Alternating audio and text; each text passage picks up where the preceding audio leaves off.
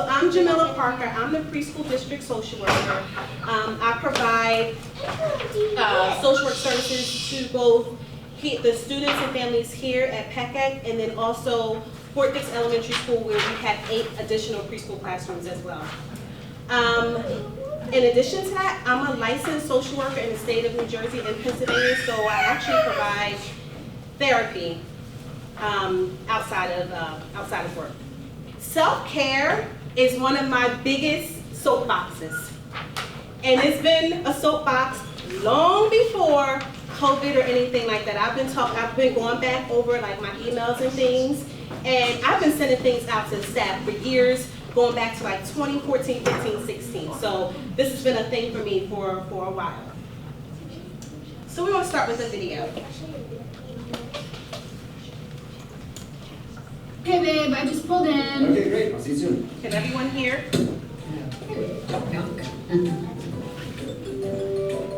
Oh hey, yeah, I'm just sitting in the driveway in my parked car. Yeah, I know. I'm looking right at you. You want to come inside? I don't know what happens to me. I get home from running errands or something, I pull into the driveway and boom. It's like I'm stuck. I don't have the energy to open the car door and walk inside. So I think I'm just sitting here. You need help or something? No, I just need like 2 more minutes. Take your time. Do you want me to bring your lunch out? Actually, that would be amazing. Oh, babe, you're the best. Thank you. Are you sure you just want to stay in the car? I'm getting so much done. Oh, I'm just scrolling TikTok.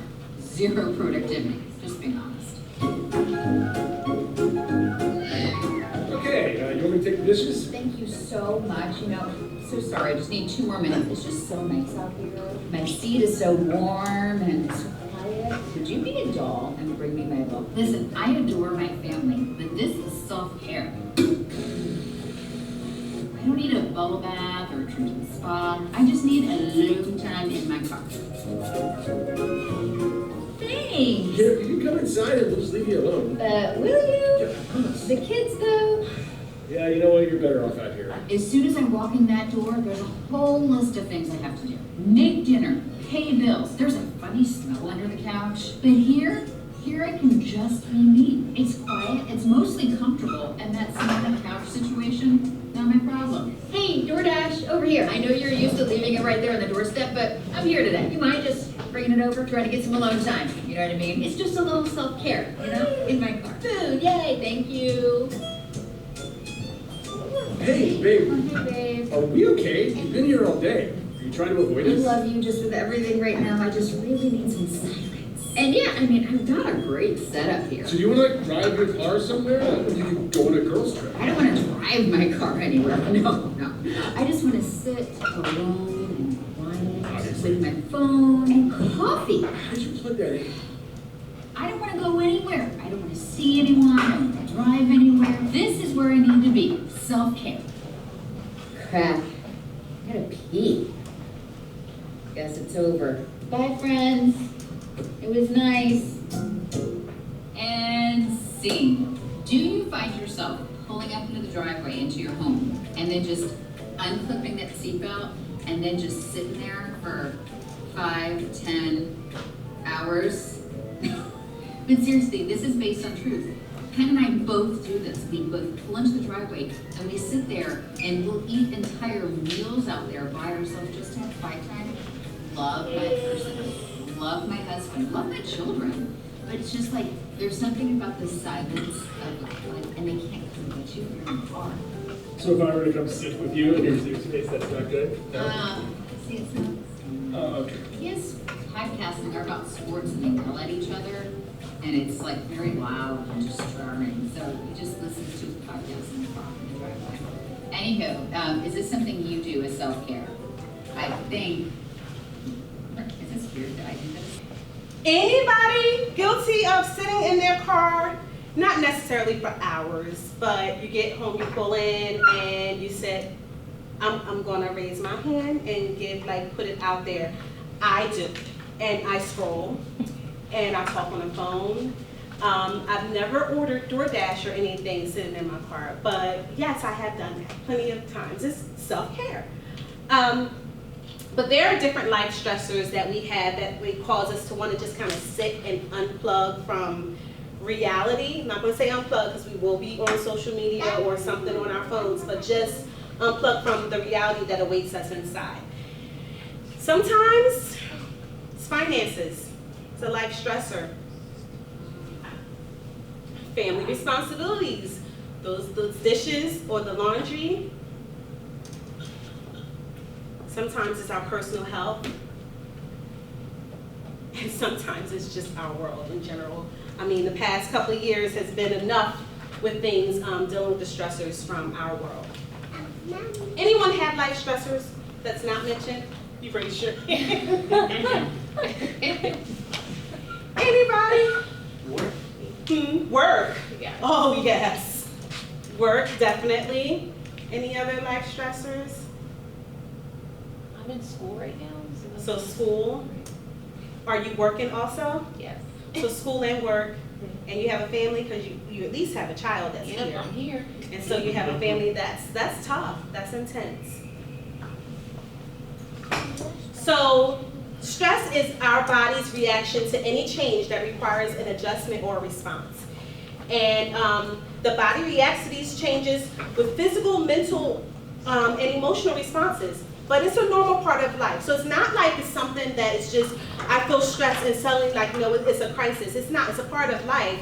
And you can experience stress from your environment, your body, and your thoughts.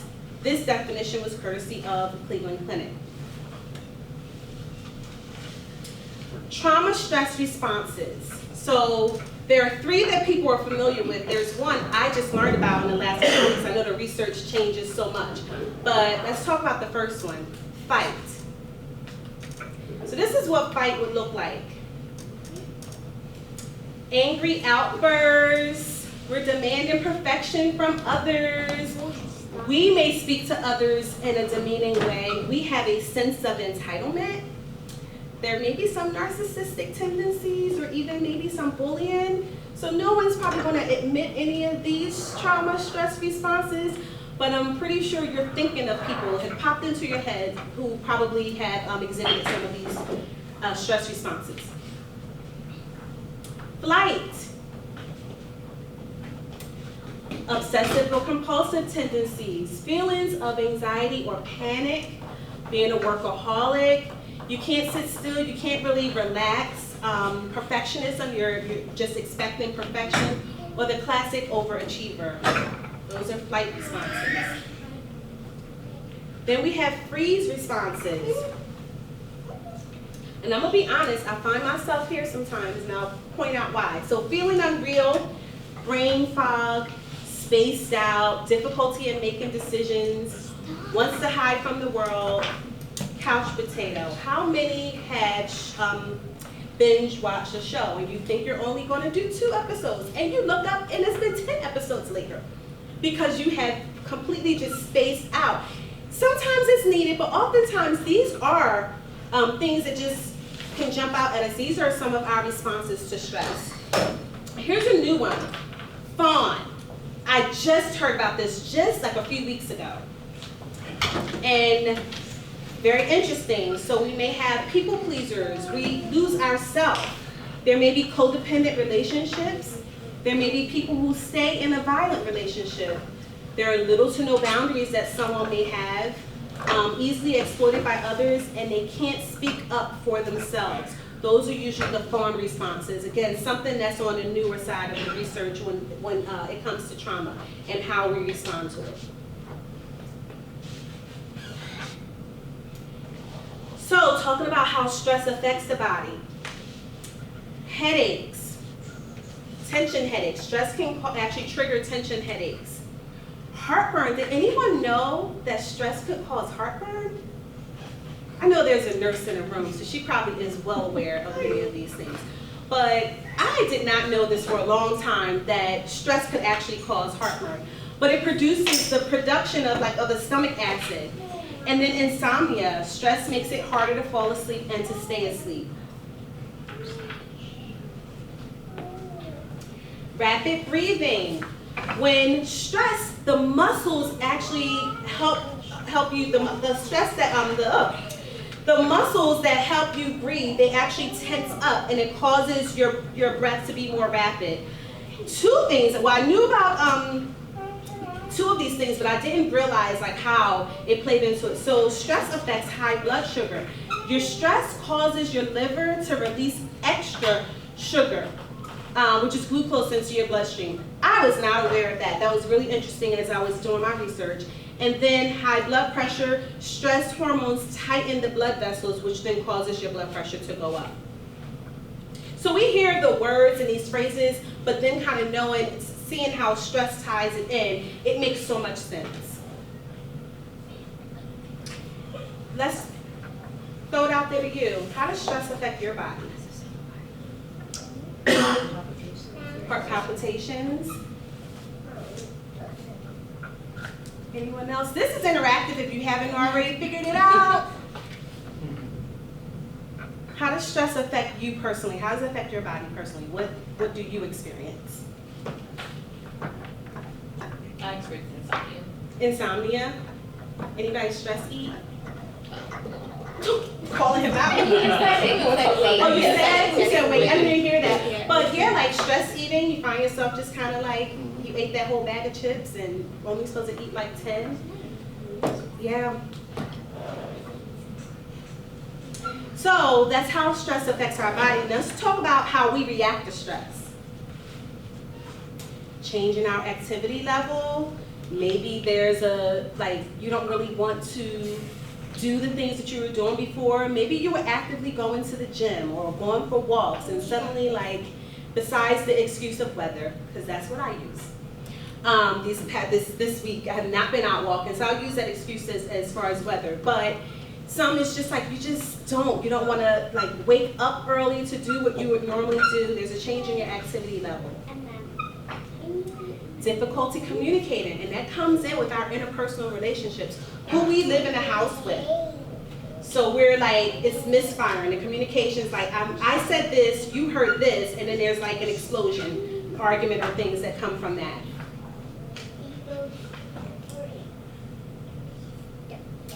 Irritability or outbursts of anger is another way that we react to stress. And sometimes not even realizing it. Have you blown up on a partner or a child or a family member or coworker, and after the fact realized it was because you were angry, but you unleashed on the wrong person, but it was out of anger? And then sadness or depression.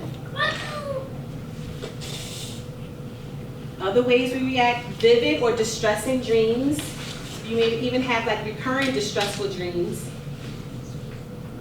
Feeling misunderstood or unappreciated. Sometimes that even ties in with that difficulty in communicating. How do you react to stress?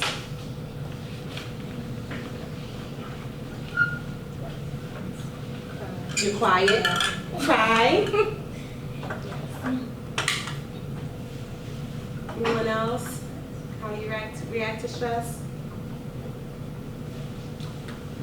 Pick a fight. Shut down. I know some people just completely shut down.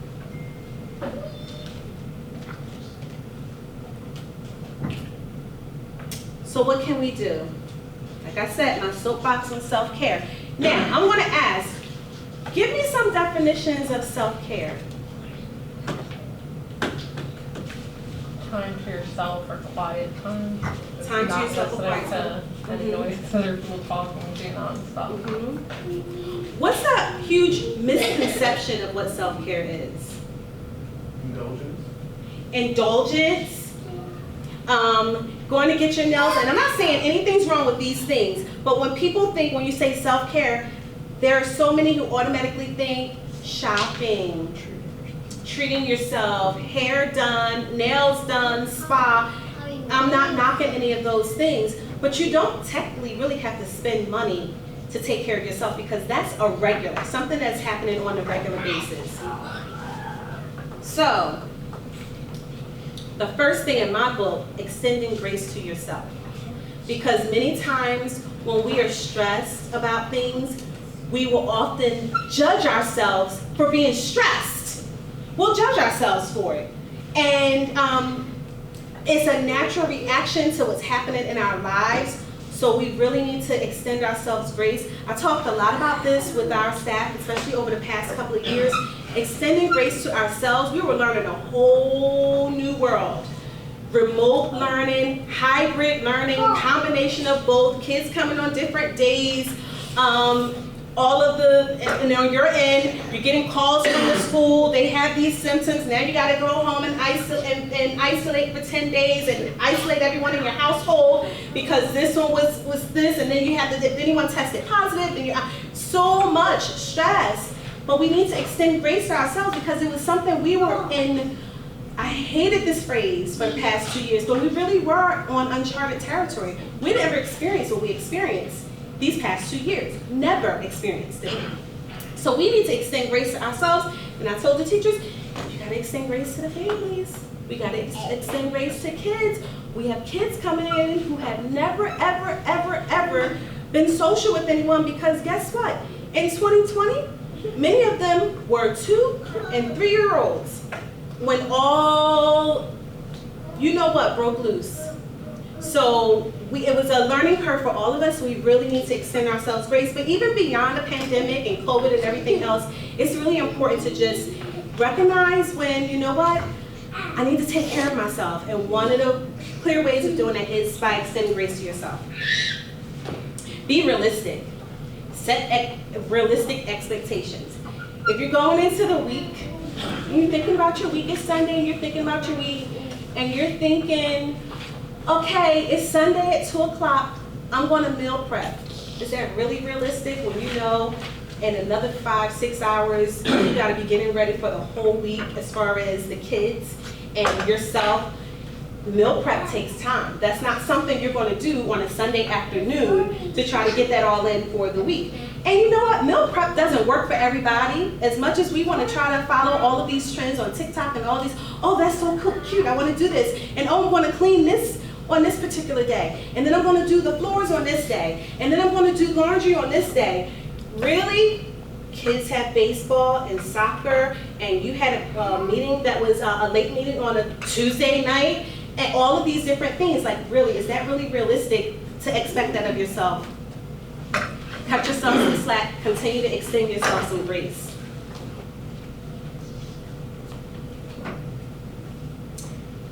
Light a candle or diffuse some oil.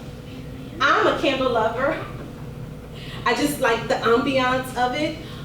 Some people, maybe not, whether it's soy candle or whatever, and they may want to go more with the whole oil thing, and so it's diffusing oils. But it's definitely a way to kind of like bring the anxiety and stress down. It sets a mood.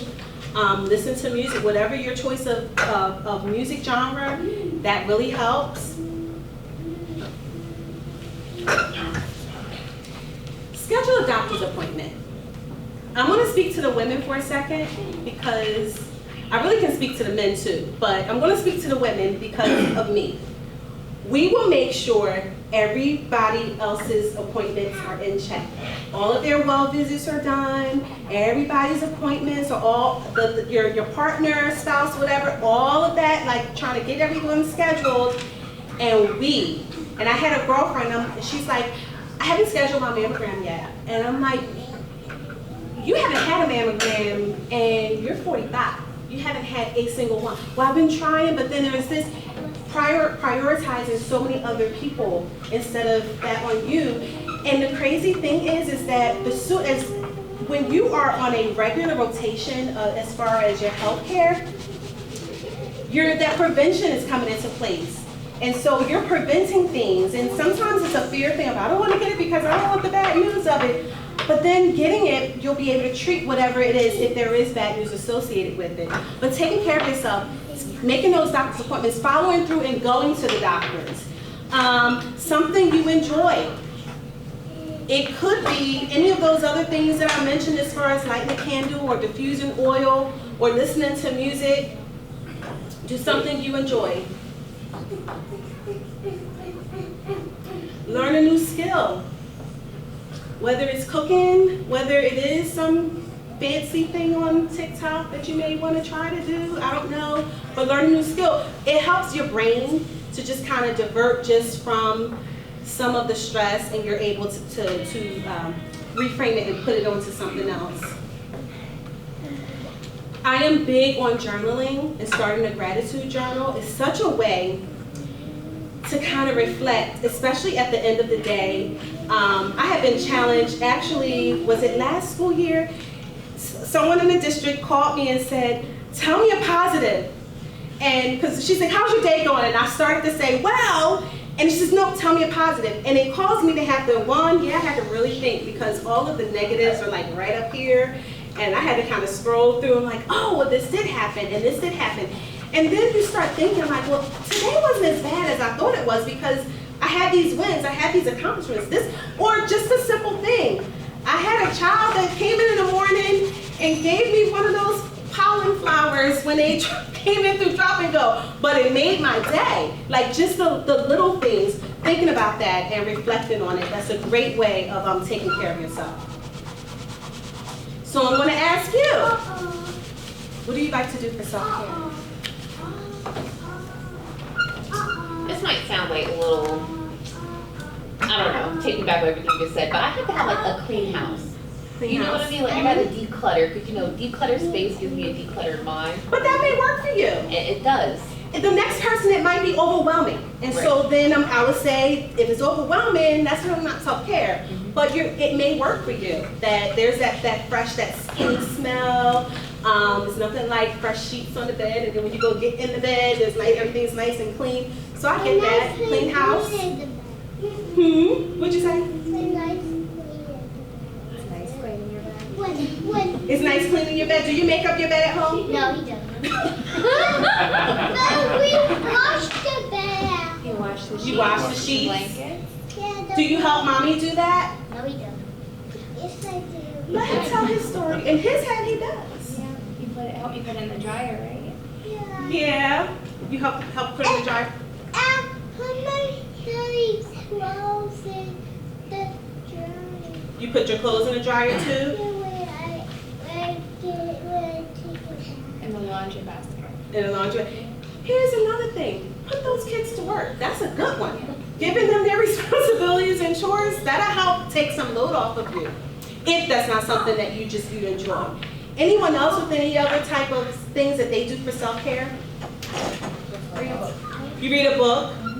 You get lost in a book. Go for a walk. Play some music. What type of music? No, listen. Oh, listen. What type of music you listen to? Depends of the mood? moment, of the Okay. vibe. Okay, so you have a selection. Ride a bike. You ride a bike on the road? That's a good way. On the sidewalk. I got it.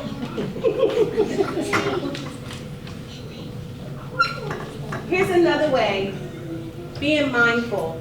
And so this year, the district is really doing this whole initiative on mindfulness. And let me just cancel out all of the ookie-gookie little stories about it. It's not about any type of religious exercise or anything like that. Mindful is just being present and in the moment. That's really because oftentimes we're not stressed about the present moment, we're stressed about the future moment. So a good way to help de-stress is to kind of just focus and be present in the moment. And so even in preschool, where we have our teachers are doing different breathing exercises, slowing down your breathing, maybe some visualization, maybe some music that they're listening to. A lot of times, especially with the transition from one part of the day, the routine to the next part, they may ring that triangle bell for all of them to listen, because now you're listening, you're focused. And then what is the next thing that you're going to do? What's the expectation? So being mindful is not a spooky thing. It's really important, actually. Let's talk about breathing. So we have different types of breathing. We have the belly breathing, which that's basically you can sit straight or you can lie down, and you will place one hand on your chest and the other on your belly. And you're just slowly inhaling through your nose, and then you're exhaling through your mouth. And when you're exhaling through your mouth, you're actually making that sound that you're getting it all out. Yeah. It's a good belly breathing. We cry, we get very deep. When you cry and then you take a deep breath. I gotta talk. I think your teacher's on the right track there. And so there's box breathing, which is basically breathing out slowly, emptying your lungs, and then you want to breathe in through your nose, counting to 4 slowly. So you think about it as this box, like a square. So you're breathing in slowly, counting to 4, and then you're holding that for 4 seconds. And then you're breathing out, counting to 4, and then you're holding that for 4 seconds. From what I understand, I think I saw something about them using it with one of the military branches. They use that type of the box breathing. 5 senses exercise. Has anyone heard of this? So this could be great on your walk. Notice 5 things you can see. So identify 5 things you can see. 4 things you can feel, and it will even be on you, like, okay, this fake leather, and then there's a little suede there, whatever. 4 things you can feel, is something that's on you, your fingers. Notice 3 things you can hear. It causes you to get really quiet, and you're listening for 3 things that you can hear. So I hear the squeakiness of tables or chairs. I hear some talking, some whispering. I hear a pen moving on a table. Notice 2 things you can smell. So when you're breathing in, what are you smelling? 2 things you can smell. And then 1 thing you can taste. So if it's maybe something you've already eaten. But what it does is it brings your mind into focus. And so you're thinking these different things that you're noticing, you're not thinking about the stress of tomorrow or later tonight. You're in that moment. I love this quote, and I searched trying to find out who was the actual person that said it, and I just keep coming up with this person from Twitter. Be enough for yourself first. The rest of the world can wait. All right, so we're going to practice. It's a 3-minute practice session. You're going to pay attention. I'm going to sit over here.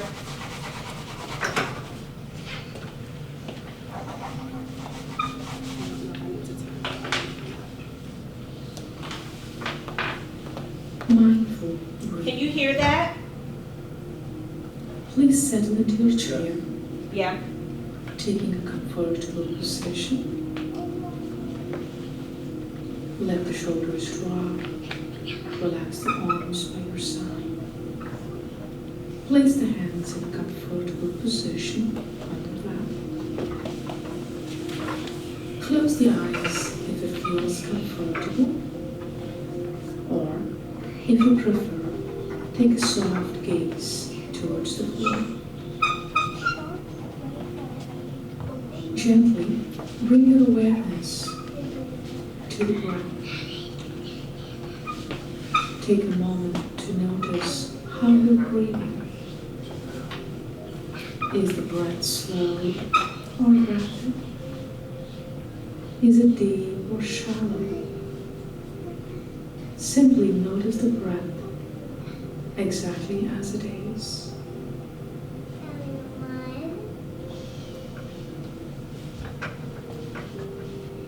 Now gradually, with every breath in and out, allow the breath to be a little slower and deeper.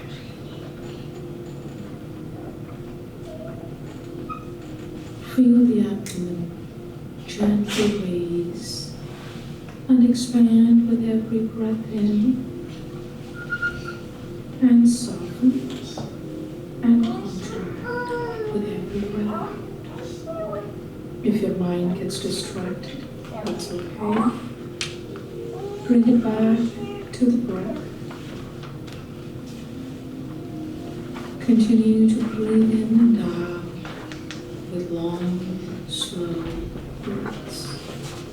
Breathing in and breathing out slowly from the abdomen. What's better? You can continue to do this for a few more breaths. When you're ready, bring your awareness back to the body and the surrounding space. Find any stretching or movement that your body needs. Moving gently and slowly, coming back to your space, coming back to your body awareness. When you're ready, you may open the eyes. Thank you. Have a wonderful day.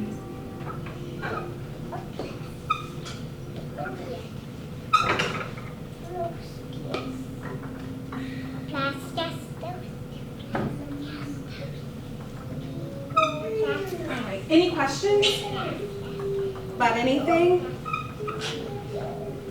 No? In your folders, there's the handout, and then there's also 2 coloring pages, really for you. Like, they're not for the children. They're for you. It comes in handy. I've actually done that, just coloring. It takes me right on back to my childhood days of just kind of getting lost in coloring. So you have those for you. Those stress balls there that were on the folders, those are courtesy of the NJEA, the Pride funds as well. Here's my information, which is also in on the handout in your folder. And I put the wrong one. Okay. I want to thank you for your time. You will be able to see Ms. Walker on your way out to get your meal to take home. You'll be getting an email from me in the next day or 2 with a survey to complete, just to let me know how you enjoyed it, what are some activities or other types of workshops that you want from the social worker. If you could just complete that and submit it, it'll come back to me and I'll tally the results. Thank you all for coming tonight. Have a good night.